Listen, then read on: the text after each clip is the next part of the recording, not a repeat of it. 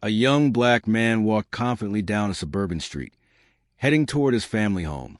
As he neared the driveway, a man in a uniform blocked his path, a sneer plastered across his face.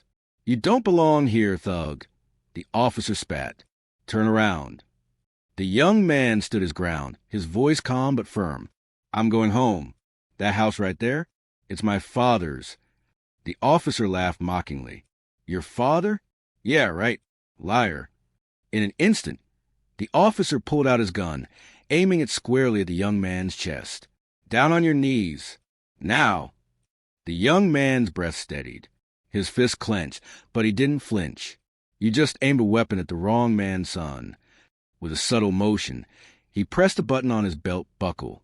In seconds, the screech of tires pierced the tense air. A blacked-out SUV tore onto the scene, stopping abruptly. Two men in combat gear emerged, their movements sharp and deliberate. The officer spun around, panic setting in. What's going on? Who are these people?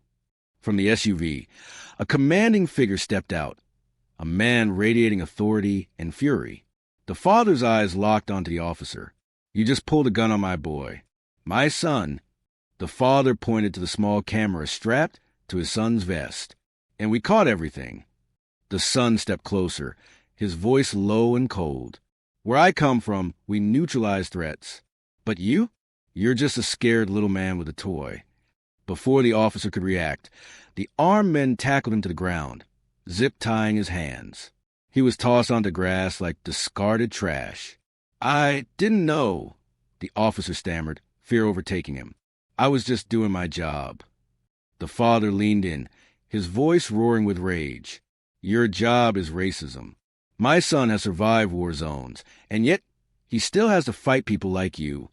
The son, his tone cutting, delivered the final blow. "You aimed a gun at a soldier. Now watch your fake power get stripped away. Just like your badge." As the officer was escorted off the property, neighbors watched from their windows, their faces a mix of shock and shame. The father turned to the gathering crowd. "This street doesn't need guards. It needs justice." If you believe respect is earned, not assumed, comment power below and share this story to spread the message of justice and accountability.